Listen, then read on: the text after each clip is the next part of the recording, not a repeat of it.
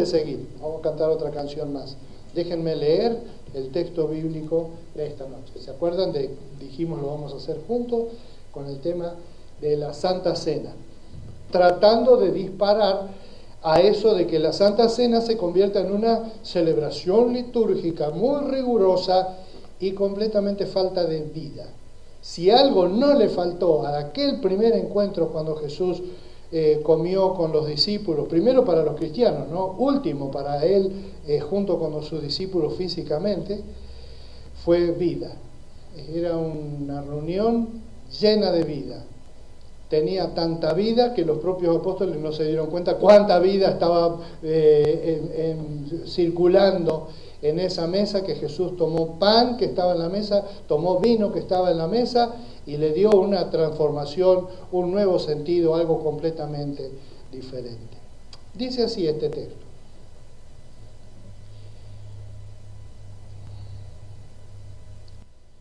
Después de esto se refiere a cuando Jesús le dijo a Juan que reciba a su mamá, María, para que viva bajo el cuidado de él, porque si no hubiera quedado ella totalmente sola.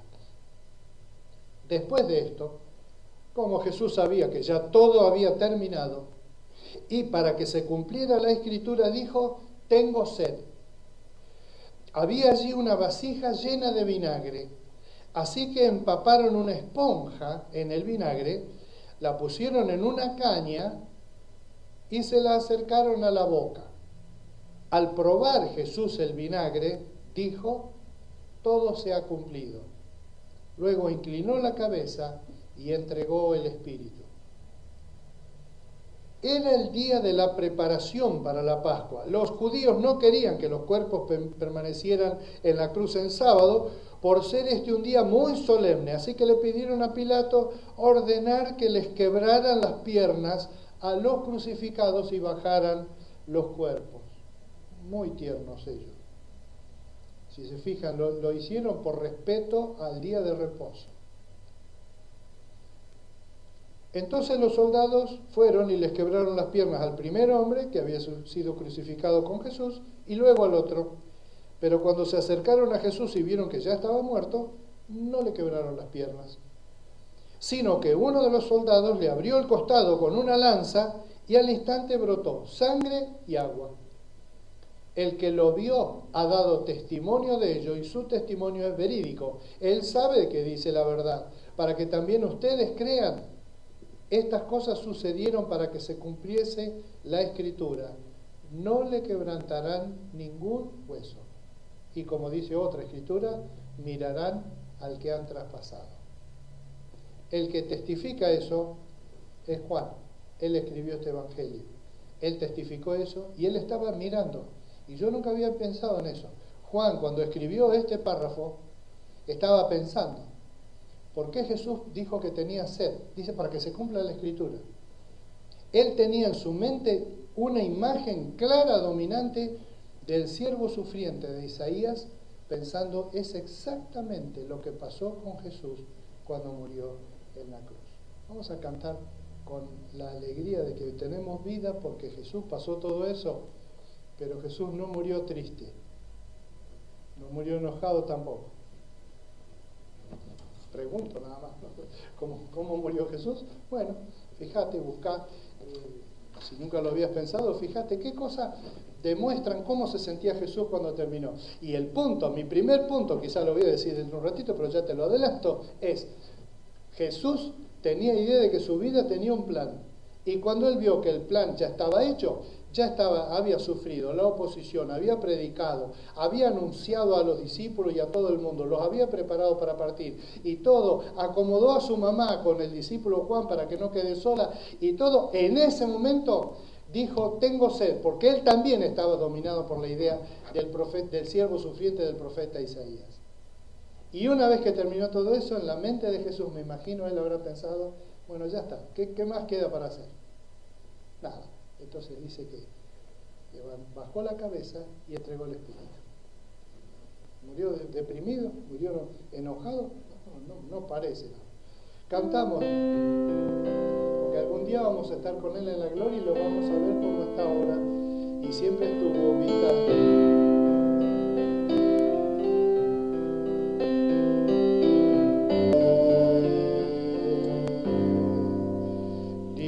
es el Cordero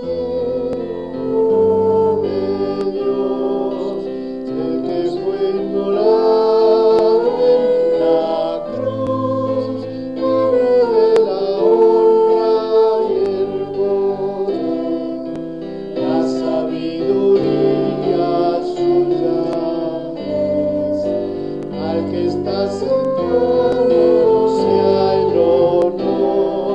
Santo, santo, santo es el Señor, reina por los siglos con poder. Todo lo que existe es por Él, todo lo que existe es por Él.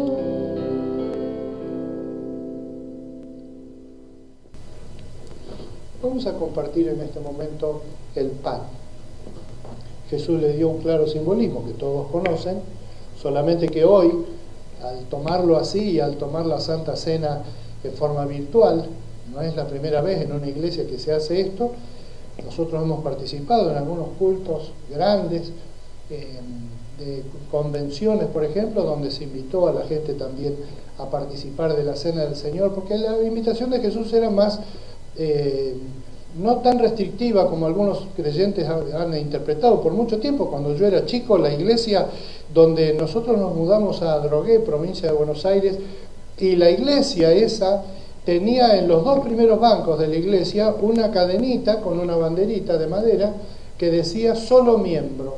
Y entonces en el culto del primer domingo a la mañana y el tercer domingo por la noche, media hora antes del culto, tomaban la Santa Cena solo los miembros de la iglesia, que pasaban ahí adelante y si venía alguna visita o algo, atrás. Y está bien porque es para evitar confusión, que la gente tome livianamente, pero la gente no va a tomar livianamente si alguien, cuando enfrenta a los símbolos que representan el pan y la sangre de Cristo, el pan y la copa, lo hacen a sabiendas de que están asumiendo un compromiso o reconociendo un compromiso con Cristo que implica, antes de comer el pan y de tomar la copa, simbolizan dos cosas tan tremendas que si no estoy seguro no lo haría. Y para estar seguro simplemente debes pensar, le he entregado mi vida al Señor, mis pecados han sido todos perdonados por Él, Él me ha perdonado. Y si no, tenés todavía unos segundos para poderlo hacer. ¿Cuántos segundos llevaría para que una persona diga, Padre, yo quiero tomar la cena esta noche, pero necesito que me perdone, me entrego mi vida a vos? No cuento los segundos, pero 5 segundos, 10 segundos es suficiente para que una decisión tan importante pueda ser tomada en responsabilidad propia, como yo lo hice cuando tenía 7 años. De manera que vamos a compartir ahora el pan. Saludo de Mariela Sánchez. Saludos desde Mendoza, querida familia, agradecidos por esta conexión y celebrar con ustedes desde esta tierra. Amén. Bienvenidos los que van a estar tomando allá, donde el vino va a ser sustancialmente diferente al que vamos a tomar nosotros acá. Mónica, ¿no querés dar una mano en repartir los elementos? Mientras los repartimos podemos cantar.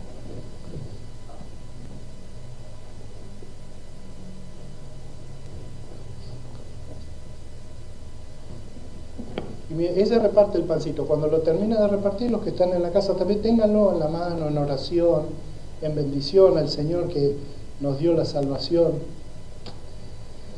Y dale, tomamos juntos la Santa Cena. Mirá qué cosa loca, podemos estar unidos con otras personas en el Espíritu del Señor, que es ese Espíritu que deseaba que esto se produzca, que aún no haya ninguna limitación para que nosotros podamos compartir nuestro amor y nuestra comunión con Él.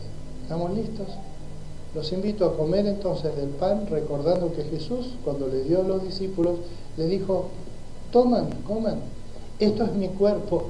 Me imagino los apóstoles mirando, como decían, les convidó pan y les dijo, tomen, coman, esto es mi cuerpo, que por ustedes es sacrificado. Y me imagino que ellos En vez de preguntar o algo, simplemente hicieron caso, pues dijeron, en algún momento se nos va a explicar este asunto.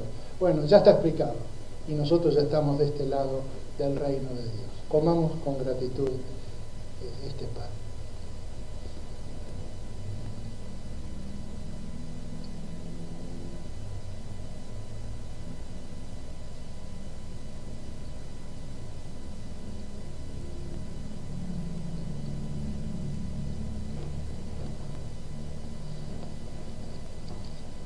Yo ya revelé.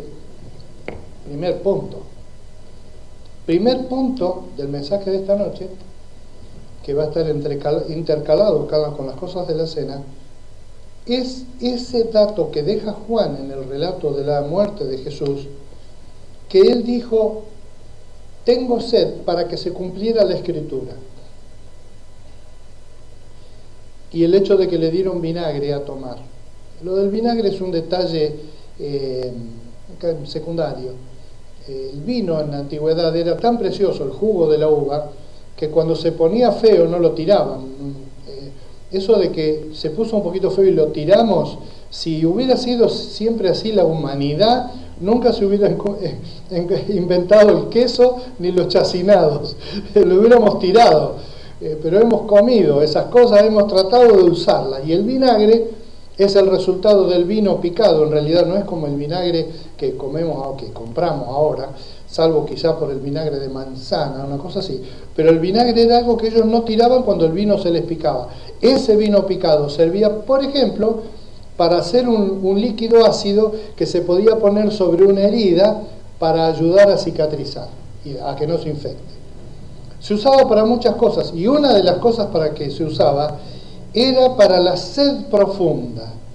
No sé si vos tenés el concepto de la sed profunda, que no es simplemente tengo ganas de tomar un vasito de algo fresquito, una coca, algo a ver en la heladera que hay, sino esa sed profunda, cuando uno está cansado o cuando tiene una hemorragia interior. ¿Sabían que una de las características de la hemorragia interior en el organismo, las personas que tienen un accidente, por ejemplo, cuando el médico los está atendiendo, escucha y dice, ay, tengo mucha sed, por favor, mucha sed, se miran entre ellos porque saben que está perdiendo sangre, y entonces el volumen de la sangre en las venas cambia y el cuerpo lo detecta como falta de agua y de sed, y es un síntoma ese, y en el caso de Cristo es un síntoma.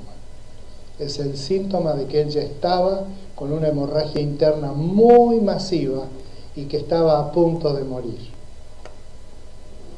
Pero ese es un detalle. Entonces el vinagre lo daban por ese acidito que tiene, que corta la sed, y especialmente la sed profunda. En la antigüedad era muy común encontrar a alguien que se perdió en el desierto y lo encontraban cuando ya se estaba muriendo de sed. Entonces alguien tenía vinagre, dale vinagre, le daban, y no le daban 1 litro de agua enchufándoselo para ahogarlo, ¿sí? Sino de a poquito, así hasta que el cuerpo empezaba más o menos a tomar forma y ahí podía tomar agua. En esa condición estaba Jesús. Pero me refiero a, ¿por qué está este detalle en la Biblia?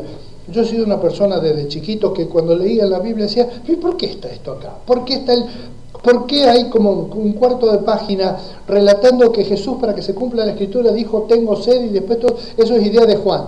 ¿Por qué Juan ponía esas cosas acá? Primero, que ya lo mencioné, es porque Jesús tenía claramente un plan de vida. Jesús no iba, como uno a veces puede pensar, que él iba por la vida y iba viendo, se encontraba un enfermo, acá hay un enfermo, lo vamos a sanar, y ahora vamos a ir a tal lugar. Era muy de tener planeadas las cosas. Por ejemplo, tenía cosas planeadas que en el grupo apostólico los apóstoles lo ignoraban, pero él sí lo sabía. Por ejemplo, dijo, vayan a la aldea que está enfrente y traigan un burrito que está atado.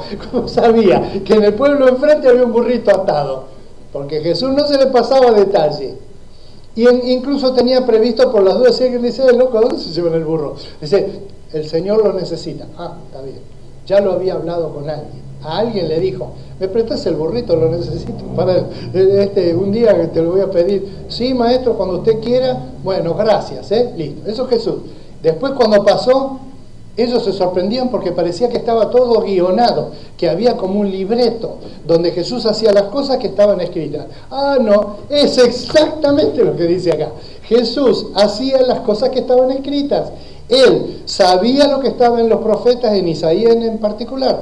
Sabía cuál era la voluntad del Padre porque la consultaba permanente con el Padre. Lo dijo 1.000.000 de veces, no le prestaron atención. Él dijo, yo no estoy aquí para hacer mi voluntad, sino la voluntad del Padre que me ha enviado. Punto número 1, Jesús sabía cómo era su vida. Bajo al mundo, me banco todo lo que pase, predico, enseño, dejo establecido y en algún momento entrego mi vida y muero.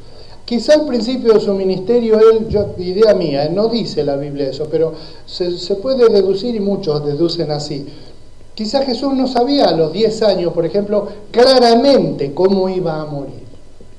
Pero sí sabía que si estaba siendo llamado para ser un Mesías, ¿te imaginas cuando María le ha contado cuando Jesús era chiquito, le dijo, mirá, vino un ángel y él iba y le decía, mamá, ¿cómo fue lo del ángel? ¿Me podés contar? Vieron que los chiquitos les piden las historias que les gustan varias veces. Varias veces Jesús ha ido a María, le decía, mami, ¿y el ángel era alto? Entonces, sí, vení que te cuento. ¿Y qué te dijo el ángel? El ángel le dijo... Entonces Jesús desde chiquito sabía cosas como, por ejemplo, que ella iba a tener una gran pena, que él iba a ser el enviado de Dios.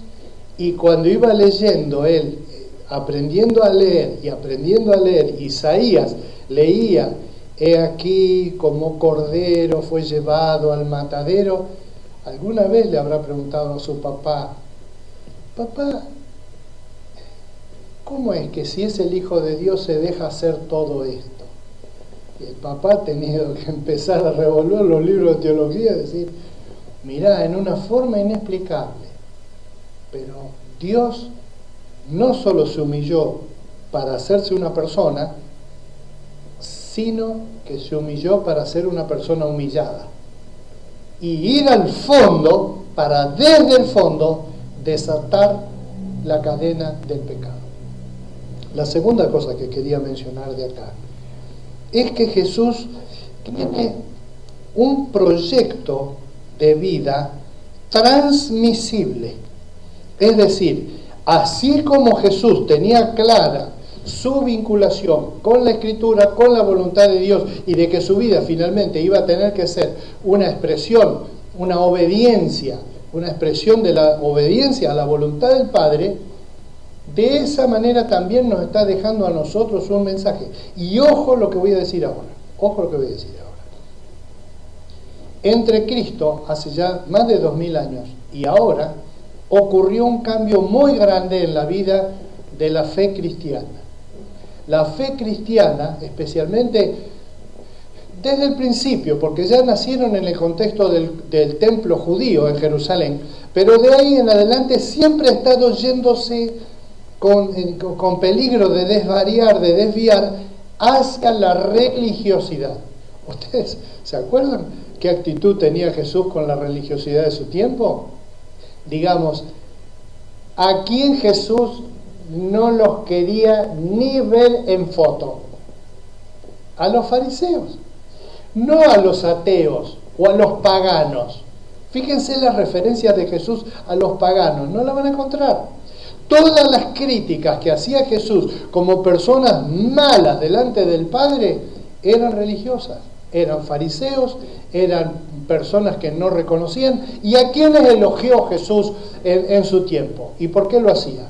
Cobradores de impuestos, es decir, vendepatrias, prostitutas, es decir,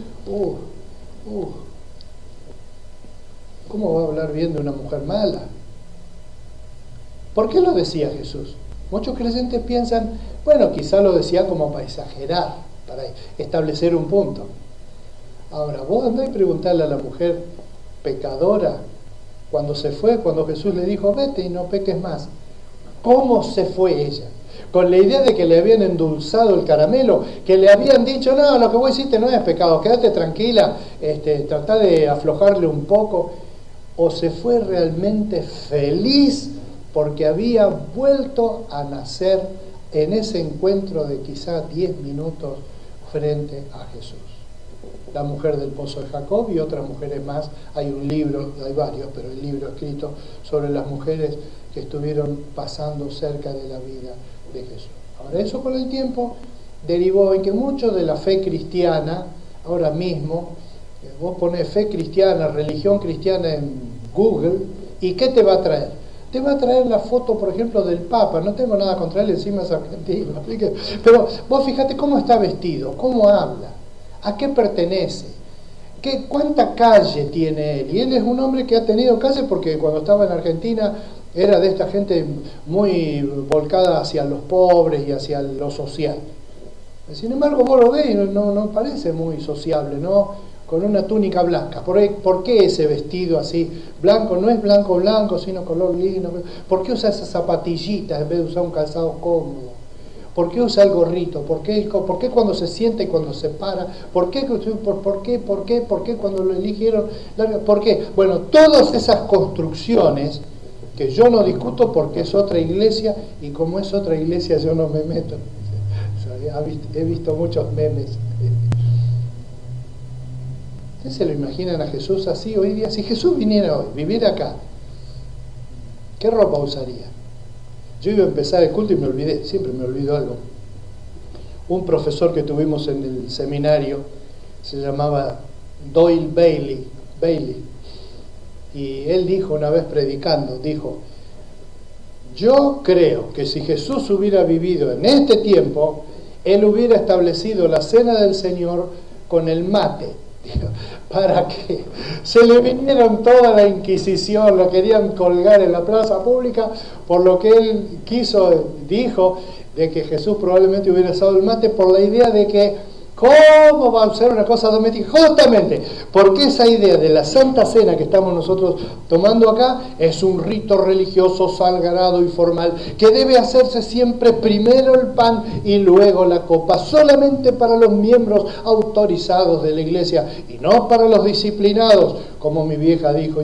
Mi vieja era restricta, conmigo no era tan permisiva como una vez que en la iglesia sancionaron a un hombre, nunca supe por qué, pero lo sancionaron, entonces le prohibieron venir a la iglesia y tomar la Santa Cena por 6 meses, creo que era una suspensión más o menos grave, digamos. Entonces mamá dijo, eso no sirve para nada, dijo en la mesa de la comida, ¿no? En el templo ni hablaba. Entonces nosotros nos quedamos con un rasgo de bondad de mamá aflojándole la cincha a uno que había metido la pata. Qué raro, nosotros mirábamos y comíamos, ¿no? Nos mirábamos, que decía papá. Y ella dijo, ¿por qué lo disciplinaron? Dice, por el testimonio, es decir, por la imagen pública. Dice, ¿vos te crees que el vecino de al lado que lo ve venir a él, que viene con la Biblia bajo el brazo y entra a la iglesia y sale de la iglesia, no tomó la cena? ¿Vos te crees que el vecino sabe que no está tomando la cena y que por 6 meses no la va a tomar porque hizo algo malo? No. ¿Y entonces para qué es la sanción esa? No sirve para nada. Pero en esa época había un código. Cuando yo era chico había un código, había faltas graves, por ejemplo, fumar. Si un creyente de la iglesia fumaba y lo agarraban, entonces lo llevaban a los diáconos y los diáconos lo sancionaban. Le decían, usted el cuerpo es templo del Espíritu Santo y usted no tiene que... No. Nunca escuché que sancionara a alguien, por ejemplo, por comer muchos triglicéridos. Pero cigarrillos sí, era más de uno, tarjeta amarilla. O ir a bailar, le habrá dolido a Elena. Por mover las tabas. Bailar, por ejemplo, sí, es cierto, bailar, me hiciste acordar. ¿De dónde sale esa prohibición de bailar, de ir a los bailes? De tomar alcohol, como dice, es un plato, porque eso lo heredamos de Estados Unidos. Ellos no discriminan, han tenido ley seca en Estados Unidos. Y acá estuvimos así, en Argentina, de tenerla. Hubo un gran predicador del Evangelio de la década de 1920 y algo, 30, que habló con los diputados. Había mucha simpatía con diputados del lado más liberal anticatólico, esa es la verdad. Básicamente los que no quieren el gobierno, ¿cómo se llama? Los anarquistas, es decir, los que tenían una línea anarquista o anticlerical, como muchos radicales de aquel entonces, para tener una ley seca en la Argentina, es decir, una ley donde esté prohibido fabricar, comprar, vender y beber bebidas alcohólicas. Y ellos llaman alcohol genérico cuando cualquier argentino, que tenemos una herencia europea y bíblica, que sabemos que no es lo mismo tomar un vaso de vino que tomar un vaso de whisky, que tomar un cóctel de algo. Y se dan cuenta, no estoy queriendo decir tomemos cualquier cosa en cualquier... No digo eso. Lo que digo es, ¿por qué en algún momento de la iglesia es un pecado serio fumar, por ejemplo? Bueno, porque en la época de Cristo no se fumaba. Probablemente no en Israel. Pero el punto es, ¿en qué momento nosotros llegamos a derivar en el sentido de que la vida cristiana es una vida acorde a las medidas de una iglesia? Es decir, en la religión donde yo voy, las mujeres se tapan la cabeza. ¿Por qué? Porque dice que la mujer papá y tienen un texto bíblico que dice eso. Seguramente lo hay. También hay un texto bíblico que dice que si tu ojo te es ocasión de caer, arráncalo y échalo fuera de ti. Ahora, como dijo el comentarista Barclay, él dijo, yo hasta ahora no vi ninguno, dice que se sacó el ojo y lo tiró, pese a que dice en el mismo texto donde Jesús dice que no hay que divorciarse y eso. ¿De dónde sale eso? De que en el afán de nosotros hacer de esa fe hippie, si vos querés, de esa fe libre, de esa fe muy autogestionada, de esa fe más espontánea e infantil que Jesús enseñó, a ser una religión ordenada, prolija, donde cada uno tiene su posición, su carguito, su responsabilidad, su meritocracia, y entonces acá tenés, este es el super capo de todos los capos, y después abajo de él está mi hijo, que en cualquier momento va a ser capo de todos los capos, porque ahora está debajo del capo, 2 puestos más abajo, y todo eso que no tiene validez delante de Dios en el reino de los cielos. El mundo evangélico, yo lamento mucho, últimamente se ha vuelto en ese sentido. Se han elegido nombres rimbombantes para honrar a las personas que están en el liderazgo, para darle autoridad a levantar el dedo y decir, este va a ser acá, y acá hagan esto, y compren esto, y vos te casás con tal, y yo digo que esto es así. Todas esas cosas que acabo de decir no hacen falta con simplemente ver la Escritura, como la vio Juan, para interpretar lo que pasó con Jesús, y para ver a Jesús cómo interpretó lo que le estaba pasando a él.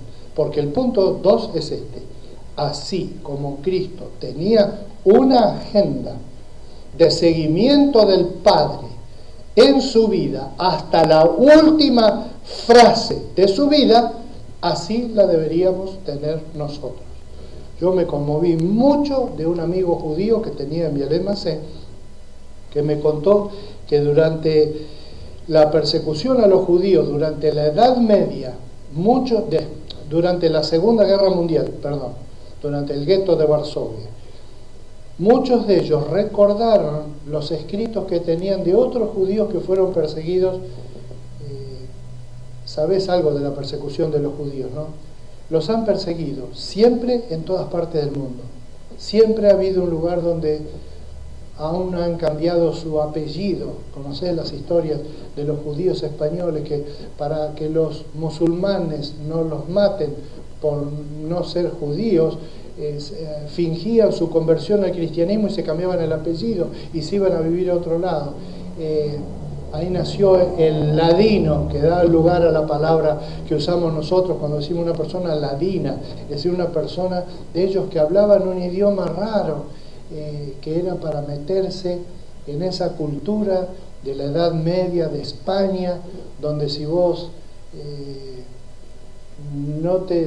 decías que eras judío, solamente por eso te podía costar la vida. En cambio, si decías que eras cristiano, así te das cuenta. Él nos contó que en esa época de persecuciones, algunos judíos, cuando iban a ser muertos, elegían, mirá lo que hacían, elegían marcar su ritmo respiratorio para que en el momento del último aliento, cuando exhalan el último aliento, lo hicieron en los hornos no en los hornos, en las cámaras de gas, en Alemania y en otros lugares donde hubo centros de concentración y de masacre de judíos, que su última respiración antes de morir, como Cristo hizo acá, fuera la última frase del recitado que ellos hacían por lo menos 3 veces al día: Oye Israel, Jehová nuestro Dios, Jehová uno es.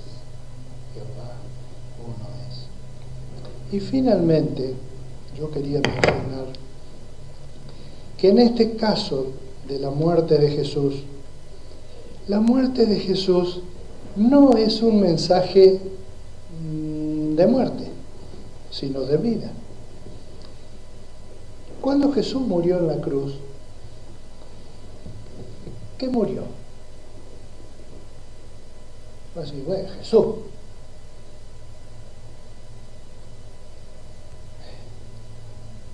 ¿Cómo dirías vos a una persona que está dormida? ¿Qué diferencia hay entre una persona que está dormida y una persona que está muerta? ¿Te das cuenta? La única diferencia entre una persona dormida y una que está muerta es que la dormida respira y la otra no. Pero si le hablas no contesta, a menos que lo despiertes. No hace planes, no come, no duerme, no nada. Duerme. No come, no duerme. Yo le vi la cara a Mónica y dije, esta me la va a facturar. Entonces, no duerme, pero está como muerto. Por eso es que los cristianos, y el propio Jesús dijo, ¿se acuerdan de la chiquita que sanó, que resucitó? Dijo, no está muerta, sino duerme. Esa es la idea. Acá hay una persona tendida en una cama, no contesta, hasta donde podemos ver, no respira, no nada, está muerta. Quizás no está muerta, quizás está en un estado catatónico, es decir, un estado donde la respiración y las pulsaciones están tan débiles que la persona técnicamente está con vida, pero es como si estuviera muerta, igual que dormido. ¿Y qué diferencia hay entre entonces un muerto y dormido o muerto que va a resucitar? ¿Te das cuenta del juego? Jesús, ¿cuánto tiempo estuvo muerto? Jesús nos plantea el mismo planteo a nosotros: vivir la vida buscando la voluntad del Padre, pero en libertad, no en una iglesia. Ojo, yo no quiero decir que me estoy pegando tiros en los pies. Me gustaría que acá estuviera toda la silla llena de creyentes que amamos al Señor y nos congregamos, nos abrazamos, cantamos y nos tomamos un cafecito y somos hermanos en Cristo. Bien, pero la salvación nuestra no depende de eso. Eso es consecuencia y no causa. Yo no tengo que una iglesia me tiene que autorizar la salvación. Es Cristo el que me la tiene que dar. Si Él me la da, una iglesia no me la podría negar. Y si Él me la niega, una iglesia no me la podría dar. Y estamos con esa idea que la Iglesia Católica especialmente desarrolló en la Edad Media, de que la iglesia es la que tiene la autoridad para decir, este se salva, este no. Por eso la famosa excomunión, que en el mundo evangélico se traducía como disciplina. Es decir, disciplina. ¿Y qué es la disciplina? Esa disciplina férrea de todos en fila, y quiero ver una sola cabecita, autoritaria, humillante, etcétera, o una feliz comunión en el Señor, una vida nueva, que el resto de tu vida queda afectado por la forma como la vivís y no por lo que haces. Eso de, bueno, olvidémonos porque si no, no vamos a terminar. Vamos a compartir la copa que representa la sangre que Jesús vertió.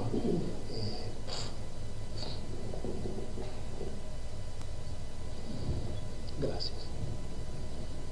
Y después vamos a cantar una canción cuando juntemos las copitas. Acordate de esto. Jesús es modelo para mi vida y para tu vida. No necesitamos ser muy religiosos. No te preocupes por... Me acuerdo de don Juan Pila, un viejito italiano minúsculo, chiquitito así era soldador eléctrico, católico italiano de toda su vida, la alegría que tenía de haber conocido a Cristo. Y un domingo él tenía Parkinson y le temblaba la mano así, y nosotros lo adorábamos a ese viejito, que era como de juguete, era chiquito así, era siempre bueno, siempre paciente, siempre amoroso, siempre nos quería, nos daba caramelos. nos compró con eso, me parece. Y un día él, a la mano temblorosa, se le volcó la copa de la Santa Cena. En la droguera eran de vidrio, eso de antes. Y me acuerdo la cara de la confusión de él, que se puso nervioso porque se le cayó la copa. ¿Saben qué? No pasó nada. Los creyentes que estaban al lado de él reaccionaron bien. Le dijeron, no hay problema, denle otra copita, todos limpiaron con un trapo y ya está. Porque no hay magia acá. La magia está en lo que esto representa. Jesús dio su sangre. Cuando lo lancearon salió vino, salió sangre y agua. Porque Él murió por nosotros. Y eso representa este vino. Que Jesús realmente dejó caer su sangre y corrió la sangre y mojó el piso de aquel lugar. Porque Cristo murió por mí. Tomemos así de la copa. En el nombre del Señor Jesús.